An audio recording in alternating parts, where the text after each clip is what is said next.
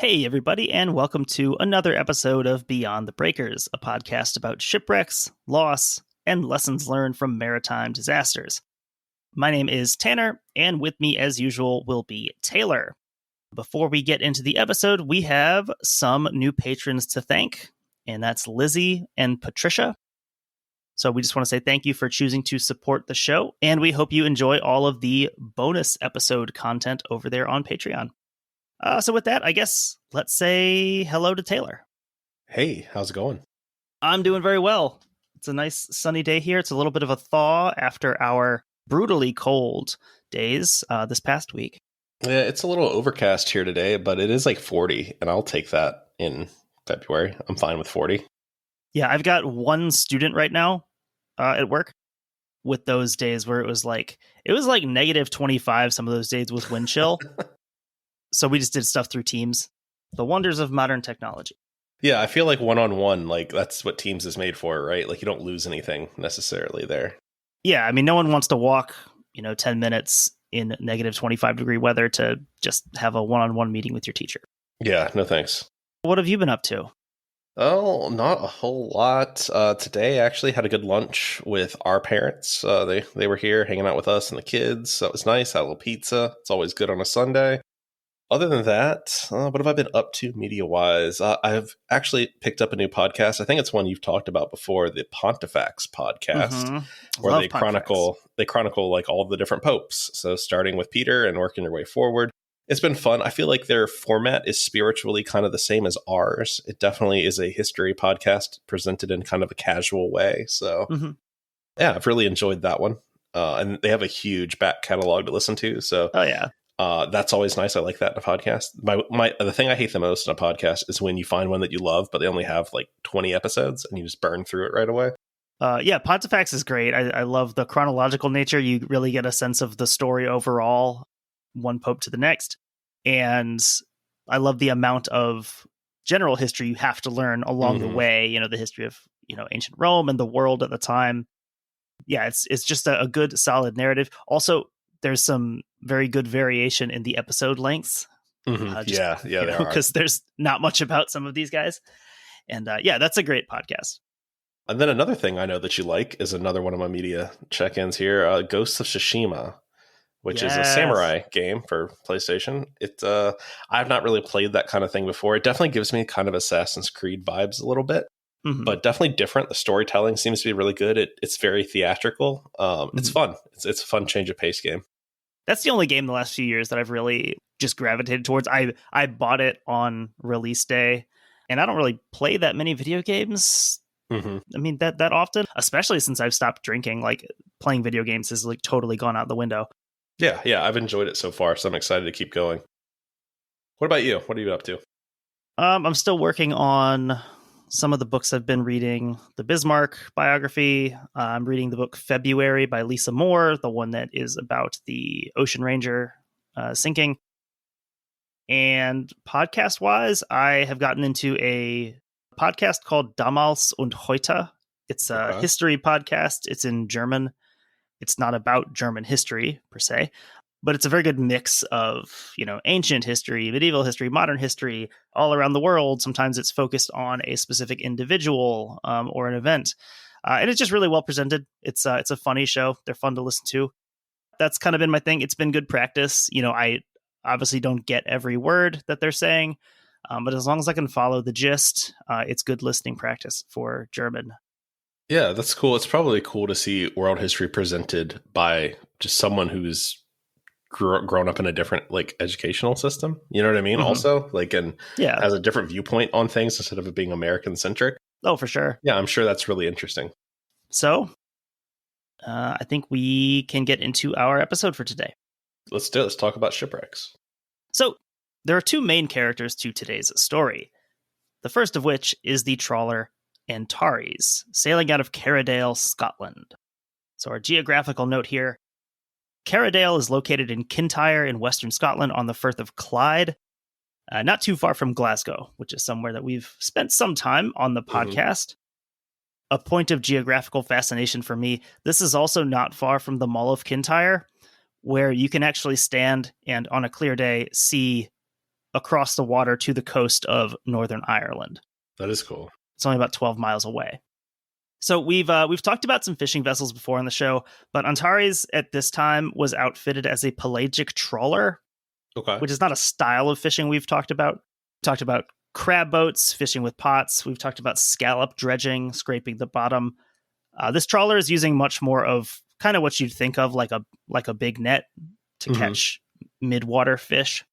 So we'll share a diagram of what this apparatus kind of looks like. It's basically a ship pulling a big net behind it, and that net is weighted down so that it's relatively deep in the water, but not on the bottom. Yeah, I guess that's what I think of, honestly, when I think of like a trawling vessel. So Antares had a wooden hull subdivided into 4 compartments, and she was about 50 feet in length, so making her one of the smaller ships we've covered, or boats, rather. Furthest forward was her forepeak section, followed by her fish hold after this, then her engine room, and finally her crew cabin, with the deck house being located kind of split above the engine room and the cabin. In the other corner today, we have HMS Trenchant, a Trafalgar-class nuclear-powered hunter-killer submarine. There's a big disparity here between these vessels. Yes, often we talk about incidents between vessels and they're relatively similarly sized. Great exception was the Uzo. Here we're going to have another pretty big size and power disparity. Trenchant had been commissioned in 1989, and she was one of 7 submarines of this class that would be constructed. She was 270 feet, or 82 meters in length, and 30 feet in breadth, or about 9 meters. From the top of her conning tower to her keel, she was 50 feet high. And as we've talked about with nuclear-powered submarines, they're essentially only limited by the provisions they can carry and any maintenance that might need to be done. Yeah, I mean, you think about it like applications of nuclear power, and I feel like naval vessels in general, but submarines specifically, are like the perfect like application for that. Like when we get the first nuclear-powered Tesla. Yeah, nothing will go wrong there. Key aspect of this story will be the submarine's 2 methods of sonar detection, active and passive sonar. So with active sonar, the submarine sends out sound pulses that are bounced back to the submarine and then analyzed to see what is in the area. Passive sonar only picks up sounds being emitted by other vessels or objects. So this could be your normal boat noises, like the noise of propellers. But even a ship that isn't under power can be detected if there's machinery running on board. Right. Yeah. Something powering like the electrical, stuff or things like that. However, if none of that's happening, if there's no machinery, there's no propeller noise, a ship's basically invisible for this passive sonar. So on the day of our story here, ultimately this is going to be on November 22nd, 1990. The Trenchant was in the Firth of Clyde as part of an officer training course, so her complement of officers was slightly different than usual. The captain of the Trenchant was a 20-year veteran in the Royal Navy with 3 years of command experience on submarines and about 5 months in command of the Trenchant. Okay, so he clearly experienced, knows what he's doing. Guy who knows submarines, he knows boats. So in addition to the captain of Trenchant himself, there's the commanding officer of the submarine command course. And this is a guy with 18 years of experience on submarines. So in this training course, there were 4 students being assessed in the exercise under the supervision of this commanding officer. Later, in the report, they refer to this commanding officer as the teacher. So I'll occasionally mention teacher. That's the same person, the commanding officer, not of the submarine, but of the training course. So in this case, there's more officers on board than would be normal. Yeah, there's an excess of officers. That might not ever be a good thing, huh? And so they're referred to as students here. They're already officers. They're being trained as submarine commanders. Oh, so commanders specifically, these are already guys that are comfortable. They're not new to the Navy or presumably to submarines. Okay. They're being trained specifically for the role of commanding a submarine, and that will be reflected in the things that they have to do. Okay. So the exercise is referred to as the perisher, and it involved rotating the command of the vessel through each of the 4 students. That feels really British, the perisher. What I would compare this to is that probably not all, but in some driver's ed courses that you take, this is Mm-hmm. basically how you get your behind the wheel time. You've Mm-hmm. got the driving instructor and maybe two or three other kids in the car with you, and then you drive around, you stop, you switch, and the other person drives. That's basically what they're doing, but they're doing it with a nuclear attack submarine. So the student with the con was referred to as duty captain. Okay. And after his turn in command, that would be turned over to the next student.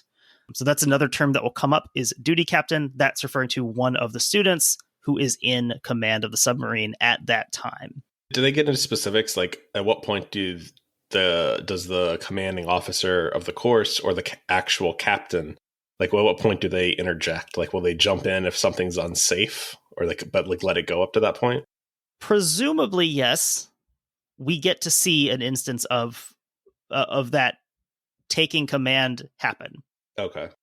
And when that was turned over, from my reading, I took it that when one duty captain finishes his assessment portion, that's turned over directly to the next student being assessed. It's not given back to Okay. the captain or to the commanding officer. It's given straight to the next student. All of the students were being observed and assessed by the commanding officer of the course and the captain of the Trenchant. So they were kind of conferring with one another, talking about the students that they'd been observing. During each duty captain's rotation, they were in full command of the submarine and expected to complete all the duties required of a submarine captain. It still has to be a weird dynamic. Like, even though you're technically in charge, like, you've got these two guys watching like every move. Oh yeah, I'm sure that's stressful. Like being Like a student teacher almost, right? Like, that would be nerve-wracking. For all intents and purposes, like you're responsible for the vessel, but you also have people who are senior to you in terms of knowing what's going on. And not only that, like, you don't know the crew that you're commanding necessarily. Mm-hmm. So, like, that has to be a little weird that you don't have that credibility built up with like the senior enlisted people and stuff like that on board. Getting into the portion that's labeled the incident, this is by far the bulk of the notes here. Straight to the good stuff. So the Antares departed Carradale around 11 p.m. on Sunday, November 18th, to begin trawling Butte Sound, northeast of the Isle of Arran. The Isle of Arran is the big island in the Firth of Clyde. So if you find Glasgow on a map, the Firth of Clyde is right next to it, and the Isle of Arran is the big island there. So a note about the timing. I thought this was strange. I thought it was a weird time to start a local fishing trip, like almost midnight. Yeah, that does seem awful late. The incident report notes a Scottish office directive that prohibited commercial fishing in the Lower Clyde from 1800 hours on Friday to 2400 hours the following Sunday. So they're trying to get on site and begin fishing literally as soon as legally possible. Okay, so yeah, that does make a little more sense then. So it allows them to get there as soon as possible. Just after midnight, they can start and then fish throughout most of the week. This is how they would typically do this. This was standard practice. The Antares, they're not the only savvy fishermen in the area, so there's 3 other boats in the vicinity on November 19th. These were the Heroine, sailing out of Troon, Hercules 3, sailing from Ayr, and Brighter Morn, whose home port isn't noted, and she also would leave the area by the next morning. So these vessels were in sporadic radio communication with each other through the following days, typical of what we've talked about with other fishing vessels, the things in the area. They might chat for a few minutes, check in with each other, and kind of just be generally aware of who else is with them. Yeah, I would imagine, like we've seen before, most of these guys at least like passingly know each other, and like a lot of the crew probably know each other. Coming up here, you'll see how they do kind of work. Maybe not quite as a team, but definitely as people with a common goal. Mm-hmm. Heroine and Hercules, they stayed in roughly the same area for the whole duration of the trip, while Antares went off to some other areas not too far away. Antares landed her day's catch at the town of Largs in Ayrshire on the nights of the 20th and the 21st. I love all these like name places. Like, all of this is fun. That is also a bit of a difference from the fishing vessels we've talked about. This isn't like a long haul fishing trip where you have to fill up and then come back when you're done. It's more of a daily thing. So they're going out fishing, depositing their catch on shore, selling it each day. Also, more geography. Largs is It's not too far north of Ardrossan, which we talked about in episode 35 on the Paisley Canal disaster. Yeah, that's right. Because Ardrossan was the ultimate destination of what would be the failed Paisley Canal. By 6:30 p.m. on the night of the 21st, Antares was back in Butte Sound with the other two fishing vessels. And just before 10:30 that night, the crew member taking over the watch made a phone call to his wife, updating her on their location, quote, at the back of Erin. So on this call, he also mentioned that he'd be calling the skipper back on watch at 2:30 the following morning. And this phone call is the last known communication with the Antares. Fishing continued normally through the evening of the 21st and into the 22nd. Sometime roughly around 2 a.m., Heroine passed the Antares while towing her gear to the northwest, as Antares was towing in the opposite direction, so to the southeast. So it's last spotted around 2, and the phone call is supposed to happen at 2:30? So this isn't quite the last sighting. Okay, that's what I was trying to pin down. Like, how narrow of a gap are we talking here? The times here are basically all estimates, and in the report, they kind of analyze how they don't really match up. There's not a lot of exact times going on here. So they're passing each other, and this will kind of highlight how these vessels are fishing. They're basically fishing in a big, kind of an oval circuit. Like a racetrack pattern almost? A bit, yeah, and they're kind of all following the same one. So they can all see each other. They can see where they are. This is a lot different, though, than the fishing we talk about. Like, it feels a lot less isolated than, like, the Alaskan, like, the crab fishing and stuff like that. Yeah, the distances are a little bit smaller. You're in more visual contact with people. Also, the conditions are much different. This is a very calm night, as it's described. Heroine and Antares pass each other sometime very roughly around 2. And about 10 minutes after this pass, the watchkeeper on the Heroine looked astern and saw Antares coming around to starboard to take up the northwest towing direction. So they'd basically be following Heroine. At this point, the watchkeeper took his attention off of Antares because Hercules was coming towards them, towing in a southeasterly direction. So they're all following the same course. Now he's got to make sure that he's keeping a safe distance from Hercules. And the watchkeeper, noting the Antares turned to starboard, is the vessel's last known sighting. Interesting. So whatever happens quickly. Right. And as you can see, like there's other stuff going on. So this watchkeeper probably isn't thinking too much about it because this is the pattern that they're all following. So he has no real reason to pay a lot of attention to Antares. Yeah, I would imagine you're kind of going about your business, not paying attention. Like, you notice it sometimes, and other times you probably are just busy doing something, or someone asks you a question and you don't even take a note of whether you can see the ship or not.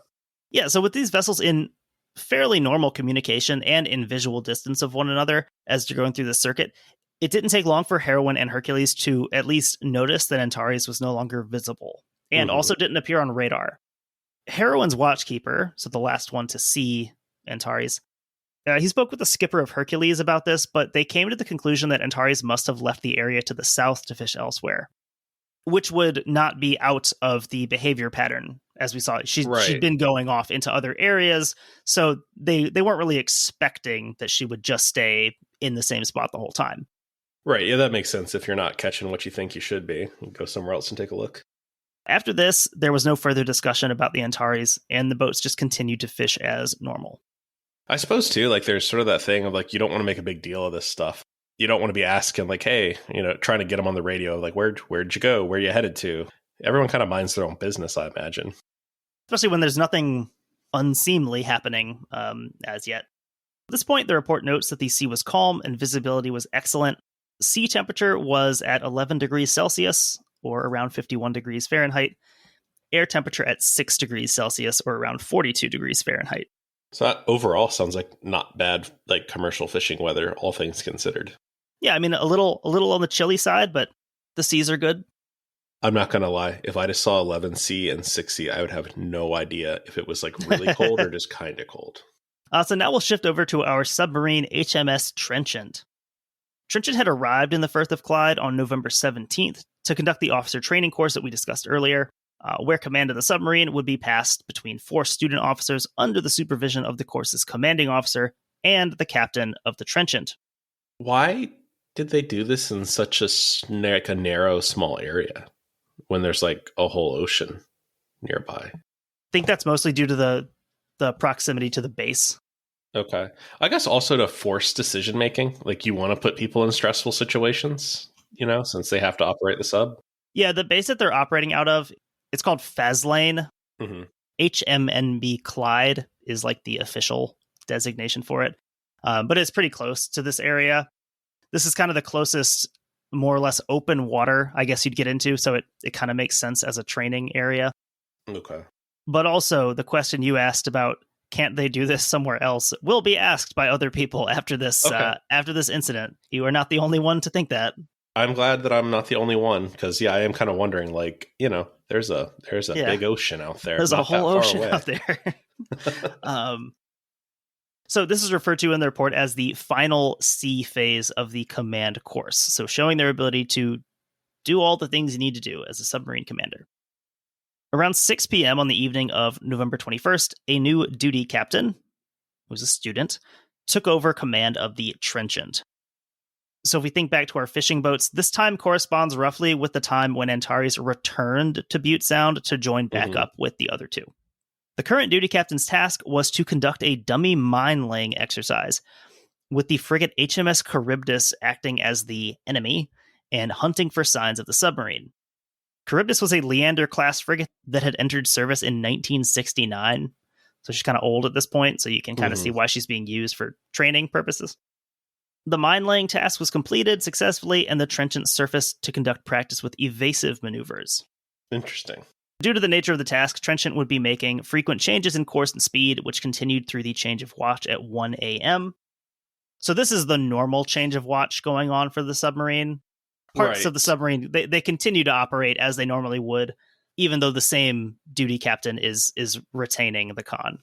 I guess that is different too, that like you've got 4 different student captains, but that doesn't correspond to like the way that the watch rotations would work. So now you're splitting captains in like the middle of watches and stuff.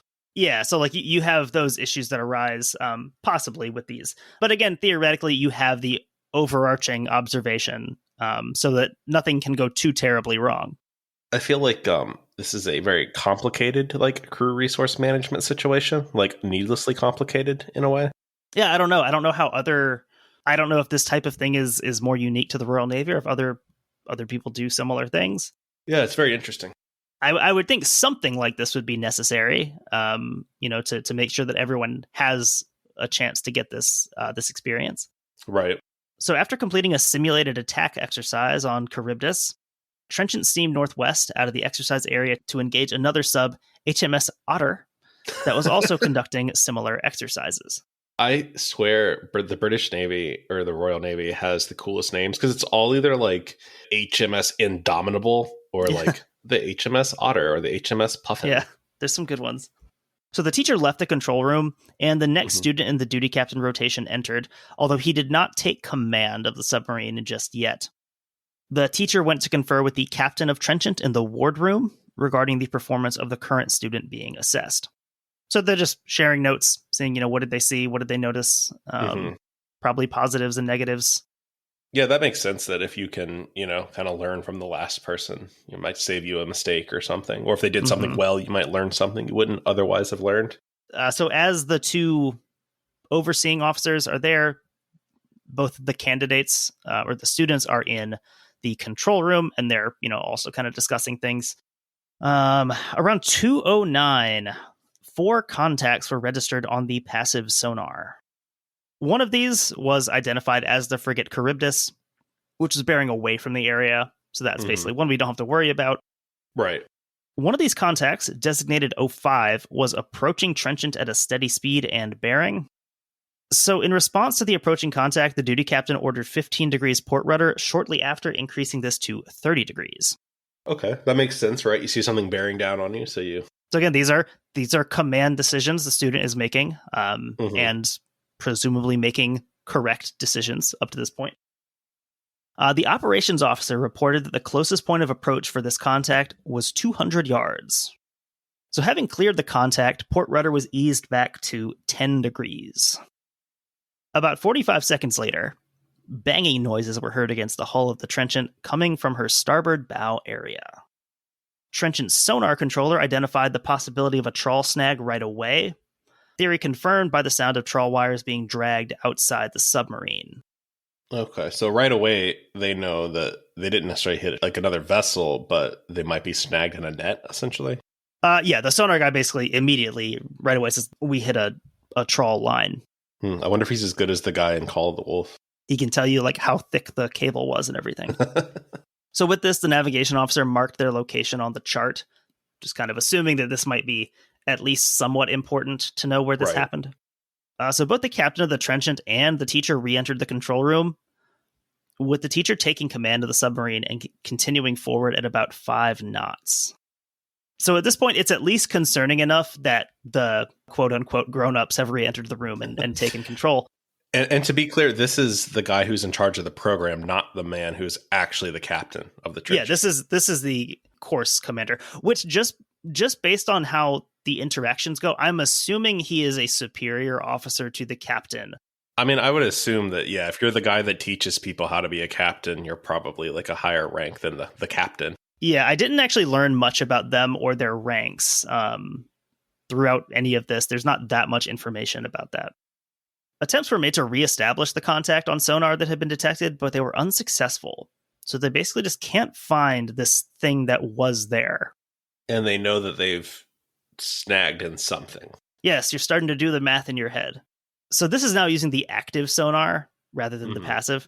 The able seaman on duty reported hearing, quote, a disturbance of the sea, and amidst that noise, a sound like a propeller winding up. Well, that doesn't sound good. So the time estimate for all this is between 2:21 and 2:26 a.m. The submarine was brought to periscope depth at 2:39 a.m. after confirmation that they were not in close proximity to any surface vessels. So this all kind of fits in that timeline that we were talking about. Yeah, and so presumably, like they think that they came in close contact with something, checking to make sure it's not still in the area before they come up to periscope depth, which is good. That's prudent. Right. So when they got to that depth, the teacher reported 2 fishing vessels visible through the periscope, close to each other but not to the submarine. He then turned command of the submarine over to her captain. Trenchant contacted Charybdis to ask if anything unusual had been noticed on the surface, and she replied in the negative. Because also, she's going the opposite direction. She's probably not paying a lot of attention to this area. Right. That makes sense. Trenchant surfaced fully at 2:52, at which time it was found that wire and chain was fouled around Trenchant's Paris active sonar dome and holding a, quote, considerable weight. This was cut free with bolt cutters, but a length of wire and chain was kept as evidence. The teacher attempted to contact the 2 fishing vessels that had been sighted, but got no radio response. And if you couldn't tell already, these are, in fact, the Heroine and the Hercules 3. I was going to say, I'm assuming that it's the 2 other vessels that we've been talking about. Yes, that's the detective work in play here. So the next step here for the submarine was to notify the operations room at Faslane submarine base of the incident. And that was done around 3:15 a.m. I think that's always interesting how quickly these events get reported. Like when we've talked about other sinkings like Kursk and things like that, how long it took before anyone was willing to say like, hey, there's a real problem here. One of our worst offenders was in the Rusalka, where the guy who was supposed to be escorting it just kind of waited a couple days when it just happened to come up in conversation. Say, oh yeah, no, she never arrived. So they make this call to notify the submarine base that there's been this incident. They're not thinking anything major happened, just keeping everyone, it never hurts to keep people informed of these things so that later if it does come up, you weren't trying to hide anything. Yeah, I imagine that this isn't like a common thing, but like with as much fishing activity as it sounds like goes on, they probably lose nets and stuff. So like it's probably not super uncommon to snag on a net or, something like that. So one of the fishing boats actually passed by pretty close to the Trenchant while she was surfaced, but didn't initiate any radio contact. Everyone seemed to just be going about their business. So the situation on the surface, the lack of alarm from the other fishing boats, and the minor damage to Trenchant led the captain to suggest continuing on with the exercise. God, that's one of those things that's going to look so bad in hindsight, but like, what are you supposed to do at the time, right? Yeah. Trenchant submerged to resume exercises at 5 a.m., and she would return to Faslane Base around noon. By this point, indications had been received by Trenchant that the fishing vessel might be missing. That has to be a bad feeling. So now the search begins. Right when the report was received from Trenchant at 3:15, Faslane operations officer contacted the secretary of the Clyde Fishermen's Association to inform him of the possible incident. So this information is at least being fed to other people who can more easily act on it. Yeah, I imagine that like that guy at least knows like who's out there, or, who might know. And without being possibly premature in, scrambling all these assets for a ship that we don't even know is missing. Right. So this secretary then spent the morning contacting the fleet and fish sellers in the area to establish which vessel this might be. The Clyde Marine Rescue Coordination Center checked in with fishing vessels in the area, and at 9:43, after speaking with the skipper of Heroine, they established that the Antares was likely the vessel in question. Next, they did a harbor search, just asking around, seeing if this boat was anywhere that could be identified, with no luck. Right, like I suppose there's all these scenarios, like maybe they had a maintenance issue and put in at a different harbor or something like that. We saw that with Holo Holo also, how the reflexive reaction is just to, let's check around first. Maybe they just had an issue. They had to stop somewhere. I feel like no one's first response is, oh, they sank. Like, I feel like it's always like, oh, what else could it be? So at 10:57, a helicopter crew noted fish boxes and oil in the water at 55:40 degrees north and 5 degrees west. This launched a full-scale search operation with another helicopter, lifeboats from Lamlesh and Troon, other fishing vessels, including Heroine and Hercules, and shoreline searches. And also, Charybdis was recalled to the scene to act as a search coordinator. Once they established that this had happened, it sounds like they had a pretty big response. Yeah, it's another one where there's already a lot of assets more or less on scene who can assist with this, which contributes to the kind of the success of this search effort. The fishing vessel Britannia identified an oil slick, with Hercules and Heroine joining her at the position to search. With their combined scanning capabilities, a wreck was identified on the seafloor, and Charybdis marked the spot with a Dan buoy. The following morning, so this is November the 23rd, at 3:15, RMAS Toreador positively identified the wreck as the Antares. RMAS, I don't know if that's come up before, but that's the Royal Maritime Auxiliary Service. So is that sort of like Coast Guard Auxiliary? Like that, I think they also just have a lot of like specialty craft, things that might not be needed all the time, but they're just kind of on hand. Okay. The wreck was in 150 meters of water facing northeast and lying on her starboard side. This is like one of the fastest wrecks I think that we've ever talked about as far as it being located. Yeah, and again, it helps with all the assets in the area, the other fishing boats, and they know where she's supposed to be. Like they know the last place that she was, and they know that she wasn't missing for long. Right. Yeah, I imagine, it was a pretty small search area. Before it was noticed, yeah. So with search and rescue efforts not finding any survivors, it very quickly became a recovery mission. In an initial dive, one crew member's body was marked and weighed down on the seafloor for later recovery. Another crew member was located in the wheelhouse. Well, so that leads me to believe that whatever happened very quickly. Yeah. And remember, there's 4 total crew on it, so they've identified, or they've located 2 of them pretty quickly. Diving support vessel Will Chief was brought on scene to provide additional support for the diving teams. Divers recovered 2 bodies from the wheelhouse, one of whom was identified as the skipper and the other of an off-duty crewman. So with these, plus the one who was found outside the vessel, it still left 1 to be recovered. But attempts to find this crew member within the vessel were unsuccessful. They noted that they couldn't really access the engine room, and so it was assumed that that's where he would be found if they could get in. Right. Antares was successfully raised and pumped out on December 10th, but the missing crewman still wasn't found. Interesting. So the report notes that still attached to the top of the wheelhouse of Antares was a 6-man life raft. which had failed to float free of the wreckage as it had no hydrostatic release. That's really interesting. Like that whole thing, like, can you imagine being the divers that have to go do that? I know we've talked about that before, and like the seawall and stuff like that. Like that is just sounds like the worst job, to have to go dive on a wreck and identify bodies. Yeah, and I think it's probably never a good job, but I think with this at least you have the closure of knowing exactly how many you're looking for. Yeah, that is it's a little more forensic that way, I suppose. The task is done. Like we've found the people that needed to be found. Like you're dreaming about that though. Like that stuff is haunting you. I don't care like how much you do it. Like this is not a natural thing. That's one of those jobs that you just can't imagine doing. Yeah. Trawling attempts were made in the area to find the last man's body, but those also were unsuccessful. However, on April 15th, 1991, the exact day that I was born. The exact day, you're right. A fisherman conducting his normal operations brought up a body in his net, which was able to be identified as the final member of the Antares crew.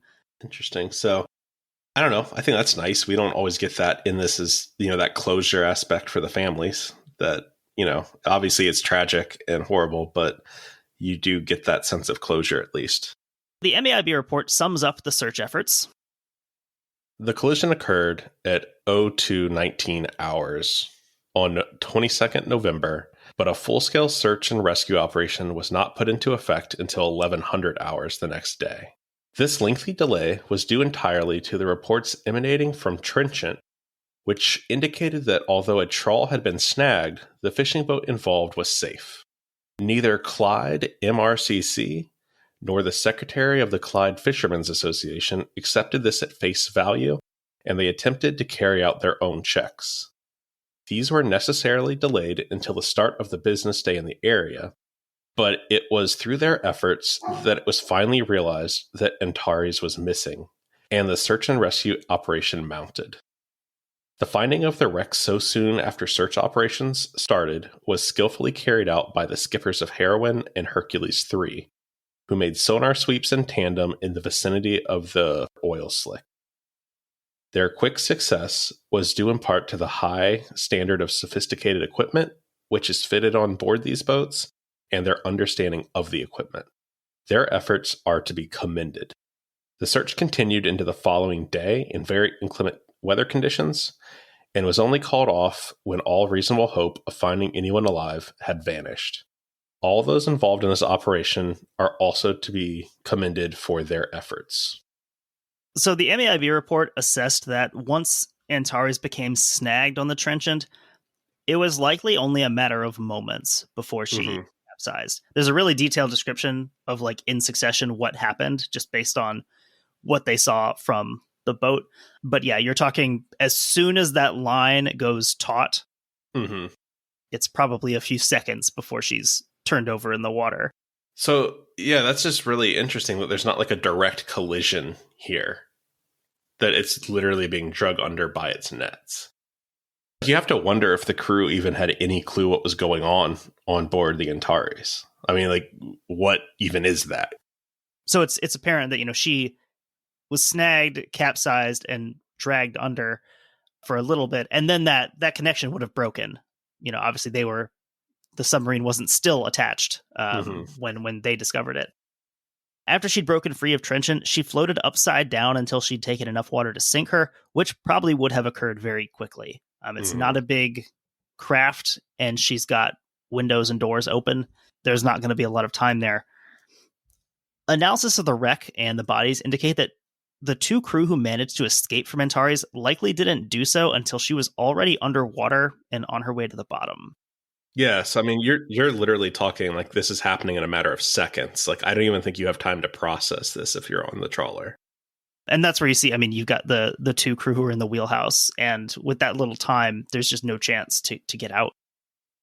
So regarding the submarine's knowledge of what had happened, the report states, from what is now known, the noises heard by the seamen on the 2008 underwater telephone were probably caused by Antares sinking.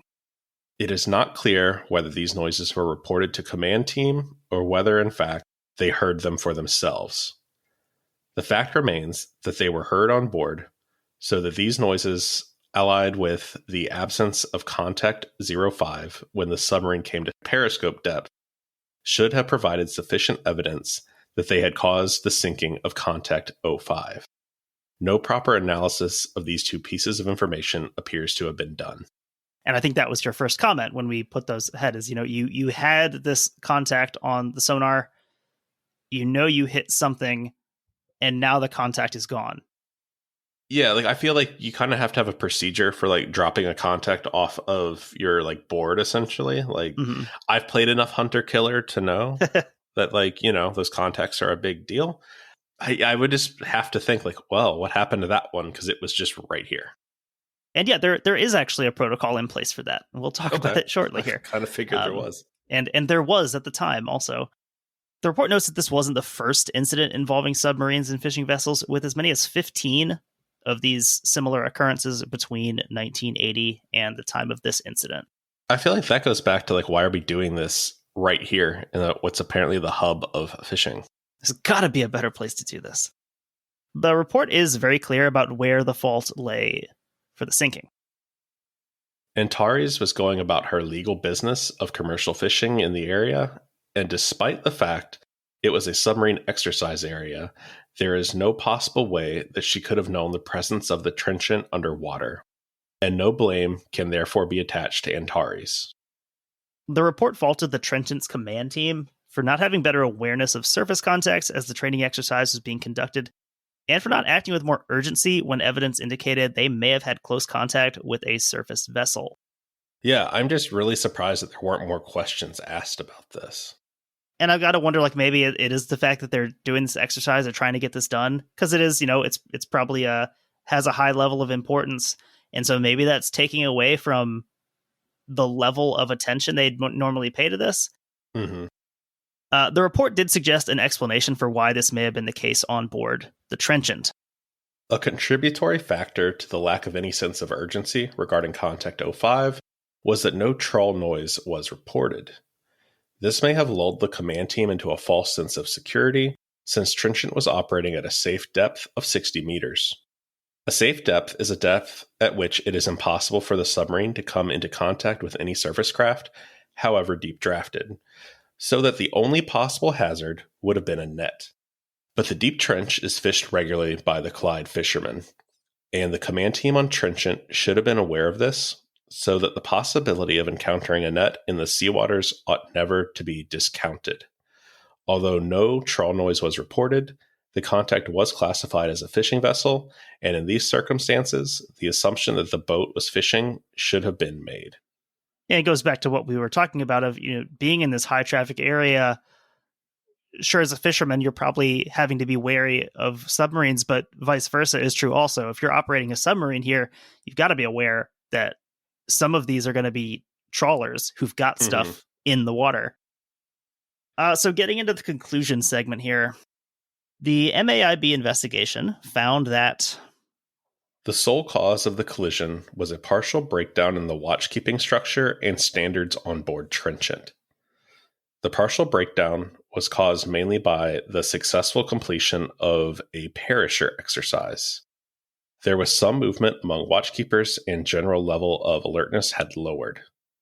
The command team had no clear appreciation of the surface contacts held on sonar during the period between the completion of the exercise and the collision. So something that is brought up in the report, kind of as not an excuse, but at least an explanation for why there may have been this lack of attention on other surface contacts. Mm-hmm.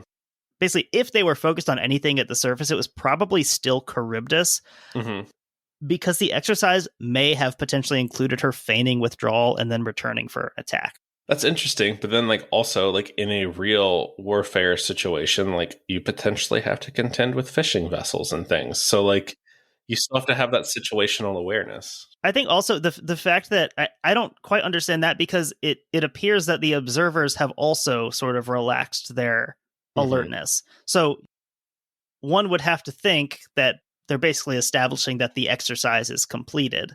I think also you have kind of the whole situation of too many cooks in the kitchen, right? If you're the guy who's going through the training, you might be focused on the Charybdis, and maybe you're assuming, oh, well, if anything really unsafe's happening, they're going to stop it and tell me. True. Yeah. And, it's that kind of classic thing that if everyone's in charge, then no one's really in charge. You have that collision between, okay, this is a training exercise for the military, which in most other military training situations is conducted outside of a place where you could potentially be interfered with by civilians. I mean, that's this is kind of unique in the sense that you just have a military submarine operating amongst all these fishing vessels, and there's no hard and fast line between well this is the training exercise and this is the real world. They just run into each other. What you're seeing there, and it's a slightly different situation, but it reminds me of the Ahimi Maru and the USS Greenville collision. I don't know anything about that one. That's definitely one that we'll do at some point. That happened in 2001 in February. The Greenville is a Los Angeles-class hunter-killer sub, and it surfaced and rammed and sank a Japanese fishing vessel that was actually a high school training vessel. I think 9 people died in that incident. 4 of them were high school students, and they were actually having a VIP come see what it's like for a day on a submarine type thing. So same thing. They had extra people on board, and not everyone's paying attention to what they should be. And you lose that situational awareness. And it's a very similar situation to this, that they're distracted doing other things. And it actually rammed it doing an emergency surface type thing. So it was coming in quick. Definitely, it's one of those things where there's a reason there's such a strict command structure on a submarine and such a limited number of people that do very specific jobs, because everyone does have to be paying attention.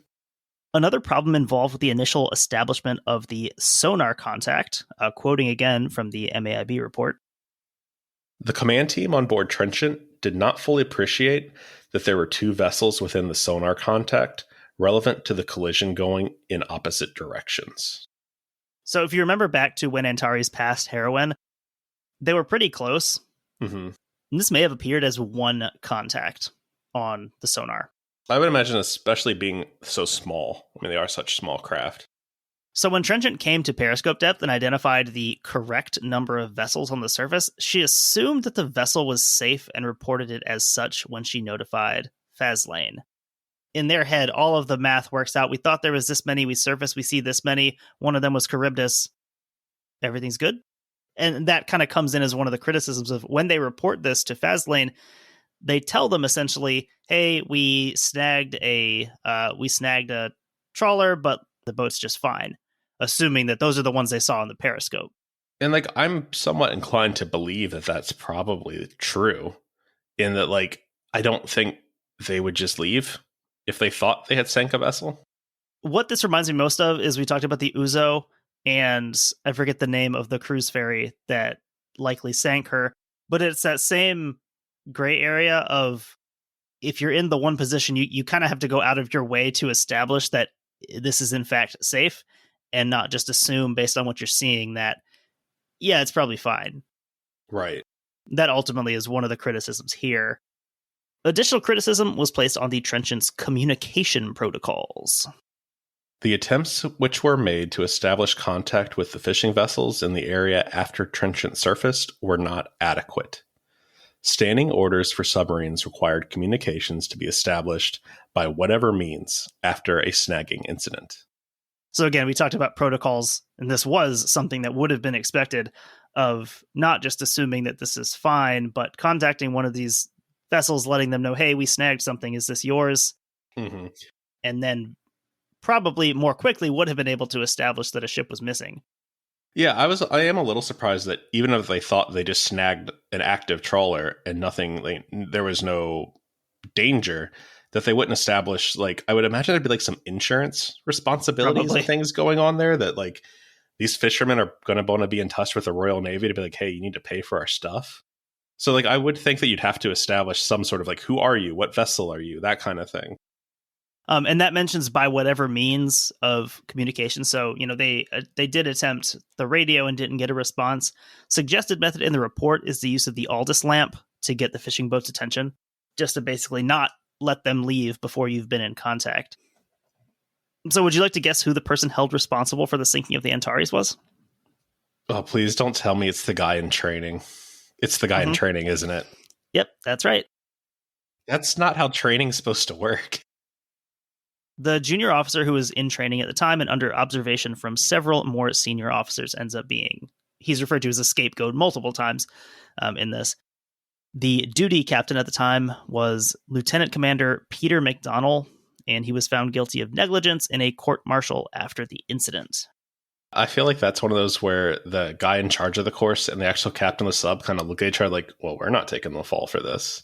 So the families of the victims were understandably not satisfied with this, and the attempts by the Navy to basically just move on from this, saying, here's the guy, it's his fault, we're just gonna keep going here. I think that's good for the families too, to not, I mean, it would have been really easy just to blame this guy too, right? And Right. instead, like, you know, this guy's catching unfair blame for these 4 men being killed. Like, that's, I wouldn't be satisfied with that, right? It's like when you see these stories of someone being convicted on shoddy DNA evidence, and like, that's as much of a disservice to the victims' families as it is to the person being wrongly convicted. For sure. You're not getting anything like any definition of justice here. So in a 1992 article from the Scottish newspaper The Herald, MP George Folks, who is an advocate for the families, was quoted as saying, "It is clear that a junior officer under training, Lieutenant Commander Peter McDonnell, has been made the scapegoat in this instance. Without any deterrent action by the Commander-in-Chief and with no ban on submerged activity in fishing areas, the seas where submarines operate remain a constant danger for fishermen." So Robert Hine, a lawyer who represented the family of Dugald Campbell, who was only 20 years old when he died on the Antares, said, "This decision by the Royal Navy confirms that Lieutenant Commander McDonnell was a scapegoat. At his court-martial, we were told that he made errors in underwater navigation techniques and that these errors, for which he was court-martialed, did not contribute to the loss of the Antares. At that stage, the families asked the legitimate question: if his errors did not contribute to the loss of the Antares, whose did? Today, we are still asking the same questions. Effectively, no one is being held responsible for the loss of the Antares."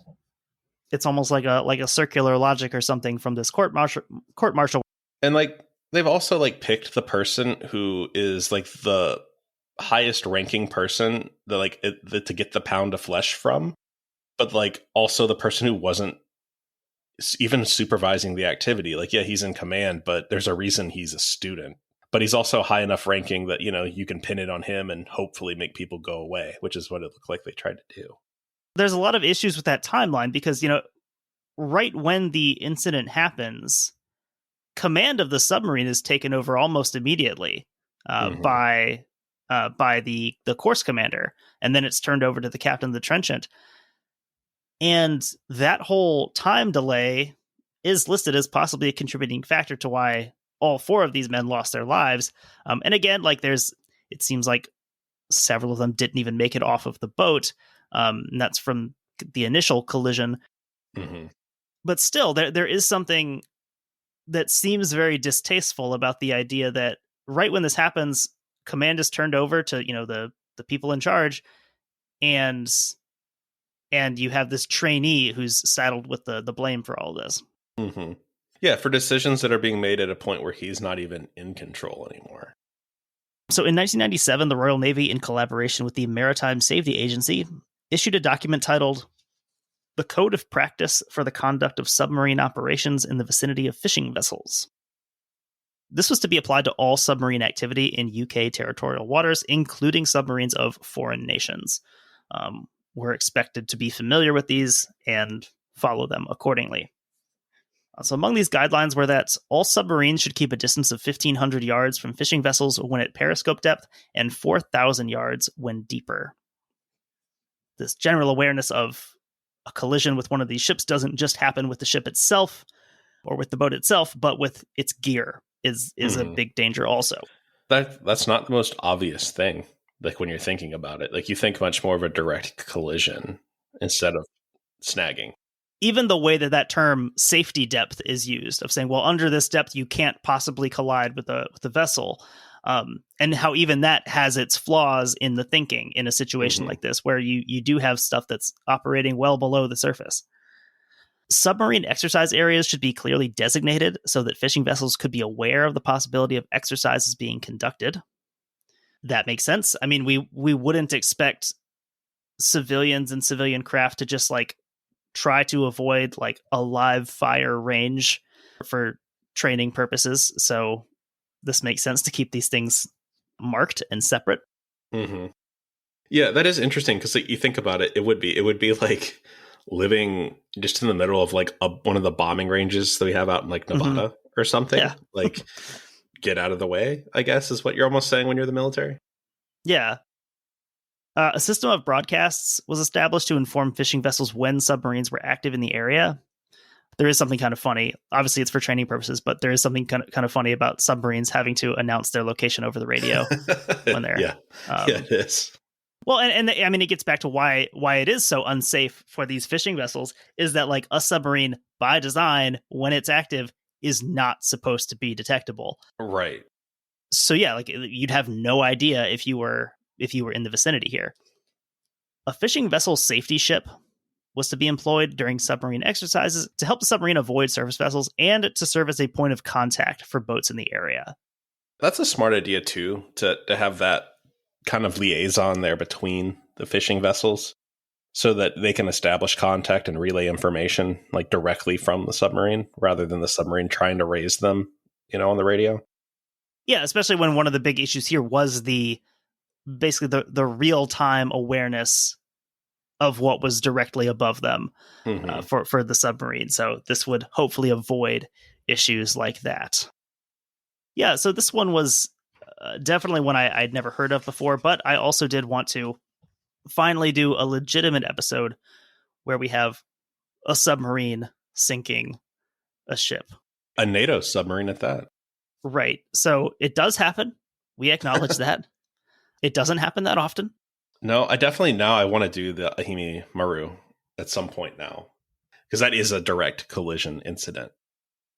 We've said it before, but these fishing boat stories are some of the hardest hitting ones because like you do get a sense of the boat itself, but also the community that has to come out and find their friend's boat at the bottom of the sea. And yeah, this is the sense of community and the sense of just going about your daily business, right? And these aren't guys that are out for like a week. You know what I mean? Like like you said, they're going to shore every day and like offloading their catch. That they're just out there doing their job. It's business as usual. And in 30 seconds, everything's different. And you hear the story of the kid who's 20 years old. Like, is he getting into this? Is this like a family thing? Like, was he going to be a captain one day? Or was he going to do this for a few years and write a book about it and go on to do something else? Like, you know what I mean? Like there's these like untold stories out of this that are tragic. Yeah, it connects back to the Vestris that we talked about with Jamie last week. In that case, Vestris, I mean, you had quite a few actual children on board, but yeah, you have such a young life and then just so quickly to be gone and have that story cut short. These are definitely really heavy stories to do, but I do enjoy doing them in the sense that I never just stumble across these stories. Like I have to seek them out. And so it's good to be able to talk about them in a setting like this, where, I don't know, maybe people will hear it. And we also talked on Jamie's episode about keeping stories alive. And I don't know, something that I think we tried to do on this show.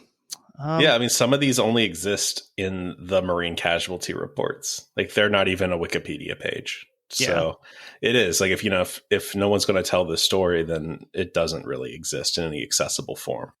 Yep. So that is the story of the Antares. So I think with that, we will sign off and we will talk to you again next week.